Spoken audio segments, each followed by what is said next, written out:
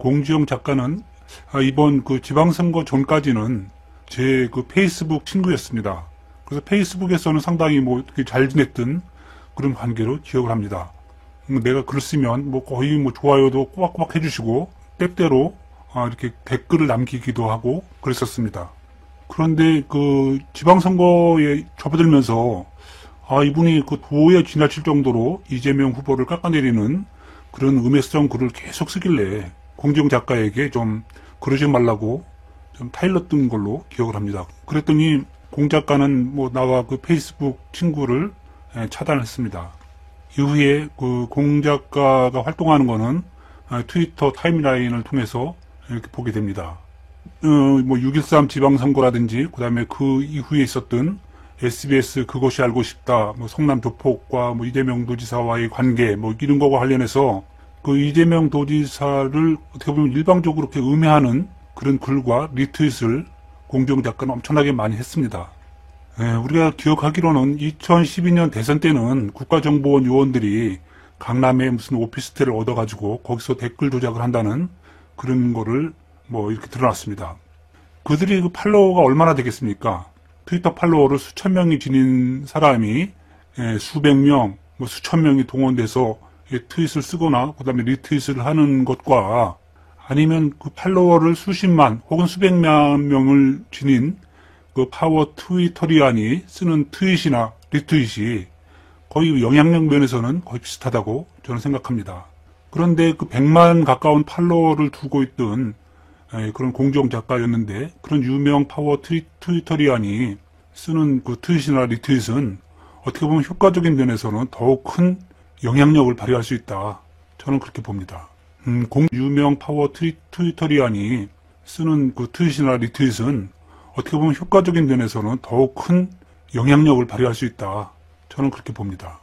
공지영 작가는 트위터 팔로워가 100만 명에 가까운 사람입니다.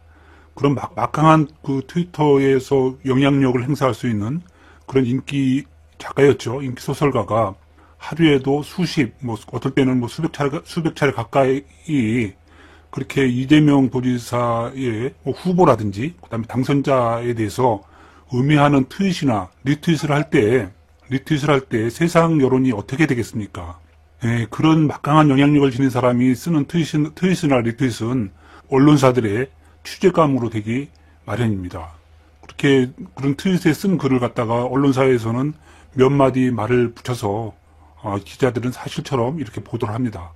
그러니까 이렇게 트위터에서 파급된 그런 영향력이라는 거는 엄청나기 때문에 그렇게 큰 지지자, 팔로워를 지닌 사람들은 정말 리트윗이나 트윗이나 모두 조심을 해서 이렇게 해야 하는 게 이건 뭐 상식적인 이야기죠.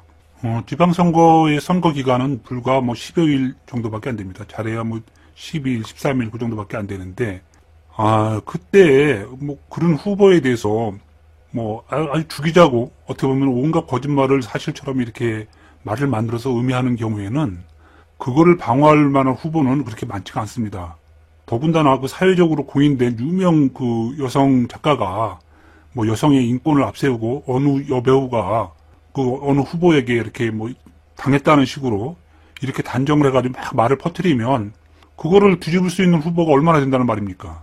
다행히 이재명 지사 후보는 뭐 거기에 대해서 이렇게 잘 방어를 했다고 보여서 어쨌든 당선이 되셨지만 그렇게 그를 동원해서 이렇게 막 그냥 불륜설에 대해서 떠들면 이 세상 사람들이 절반 이상은 그 말에 혹한다고 이렇게 볼 수밖에 없습니다. 이럴 때 사람들은 이런 말을 합니다. 뭐 아니 땐 굴뚝에 연기 나겠냐, 공지영 작가 같은 분이 이렇게 허황된 소리를 하겠냐, 이런 이야기를 하면서 그분들이 이렇게 떠드는 이야기를 사실처럼 믿고 이재명 후보에 대해서 이렇게 비난을 하기 마련입니다.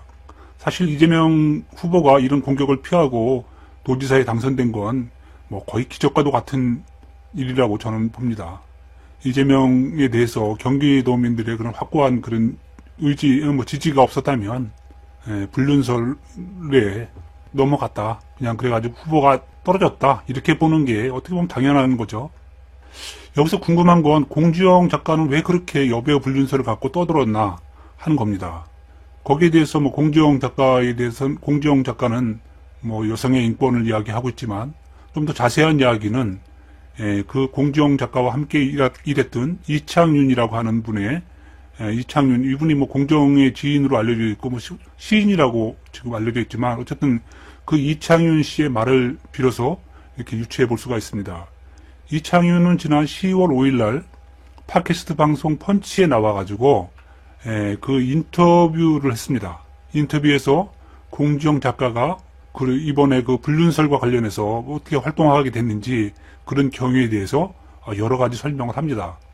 이 펀치라는 팟캐스트 방송은 PD가 박성태이고 그다음에 패널로 이병철, 박헌영 이런 분들이 진행하는 인터넷 방송인데 이 박헌영 씨는 바로 그 최순실 게이트에 등장했던 그런 인물이죠. 박헌영 씨가 나와서 하는 방송인데 거의 방송 대부분이 이재명 경기도지사를 공격하는 내용으로 이렇게 구성이 되어 있습니다.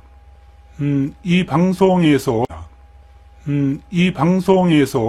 공지영 작가의 지인으로 알려진 이창윤이 바로 10월 5일 날 이렇게 긴급 인터뷰를 합니다.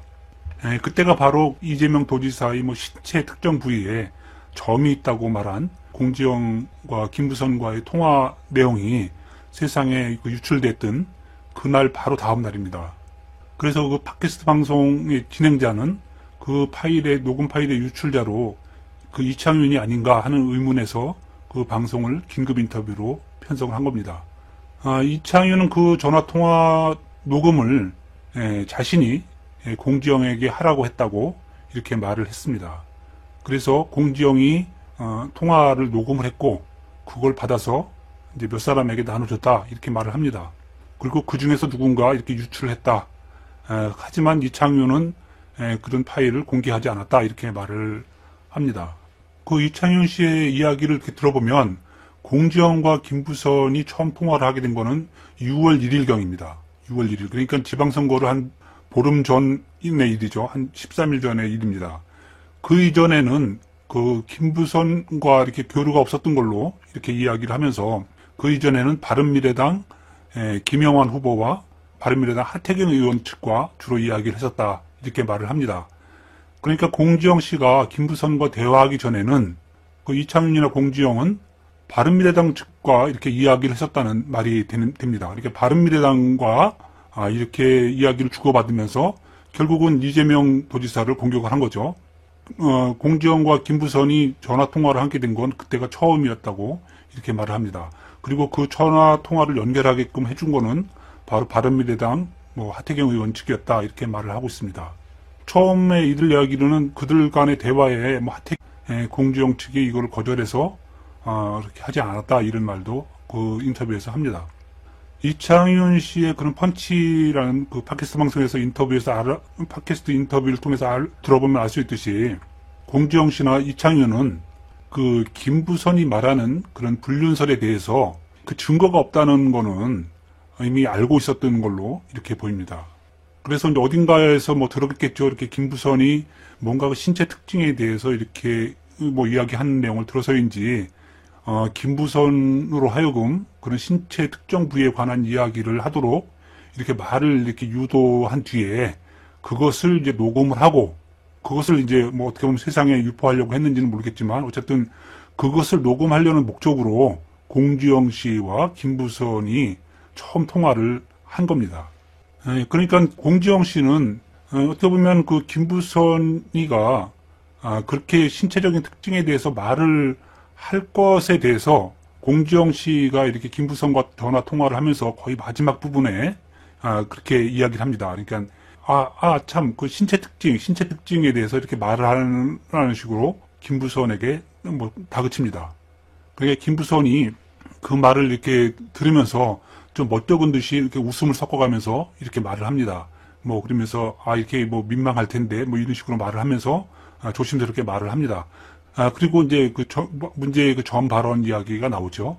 그러자 공지영은 마치 기다렸다는 듯이 야 대박이다. 이거 방송에 나가면 끝나는 거다. 이런 식으로 말을 하면서 결국은 김부선을 부추기는 겁니다. 말을 이렇게 격려해 주는 거죠. 이렇게. 그리고 공지영 씨는 김부선에게 방송에 나가서 인터뷰를 할 때 이렇게 저렇게 말을 하라. 이런 식으로 이렇게 코칭까지도 다 합니다.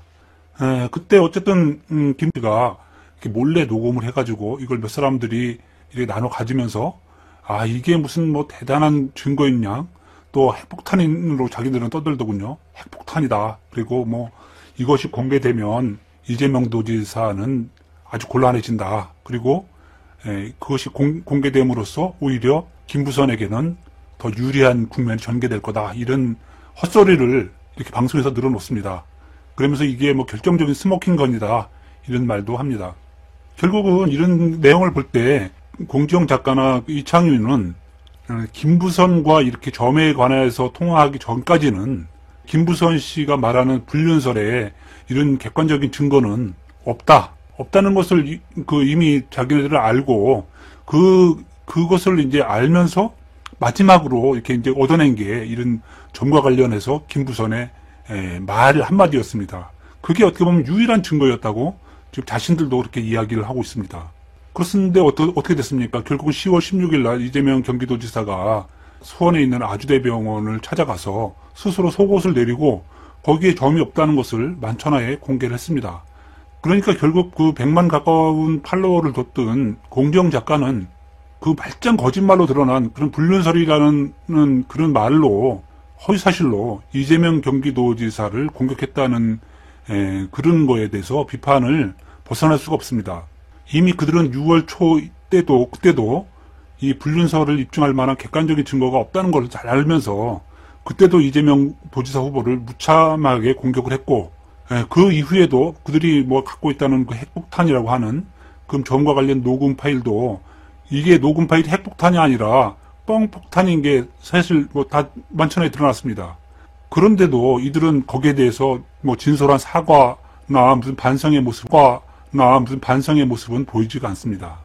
오히려 뭐 또 다른 그런 공격의 그런 빌미를 잡아가지고 이재명 경기도지사를 공격하려고 오늘도 열심히 그런 트윗을 리트윗하고 이렇게 여론 공작을 펼치고 있는 모습으로 저는 보입니다.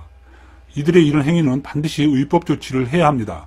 그래야지만 앞으로 또 이런 불륜설과 같은 허황된 말짱 거짓말로 유권자의 판단을 흐리게 하는 못된 짓을 막을 수가 있습니다.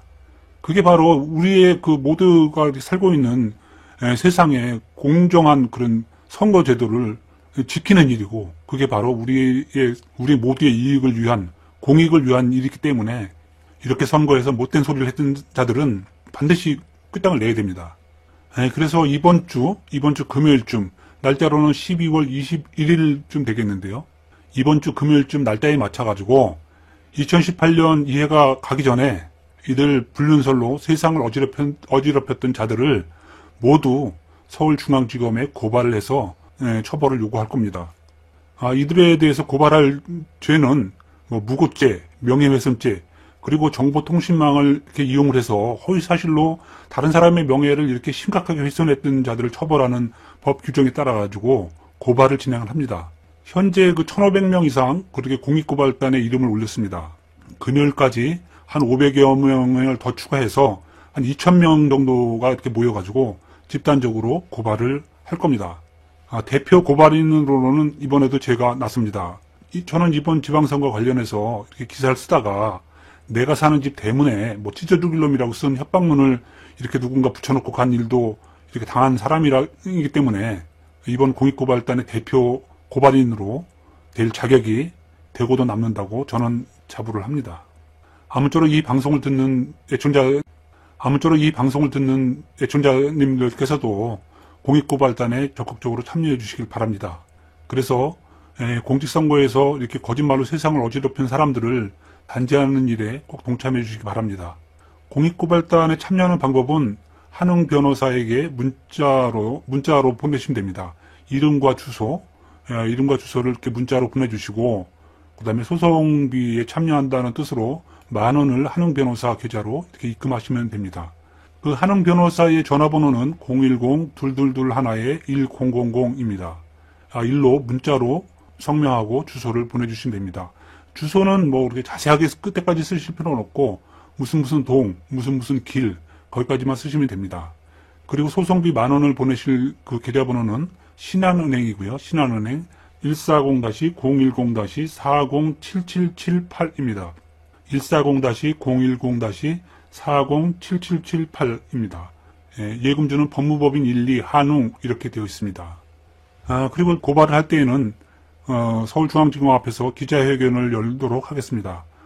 그 기자회견을 한 뒤에 그렇게 고발장을 접수할 그런 계획으로 일을 진행합니다. 아무쪼록 지난 지방선거에서 이게 말도 안 되는 말짱 거짓말로 뭐 불륜설이라는 그 말을 만들어가지고 이렇게 이재명 도지사를 그 음해했던 자들을 고발하는 그 현장에 여러분들께서도 많이 동참해 주시기를 바랍니다. 이상으로 오늘 준비한 방송을 마칩니다.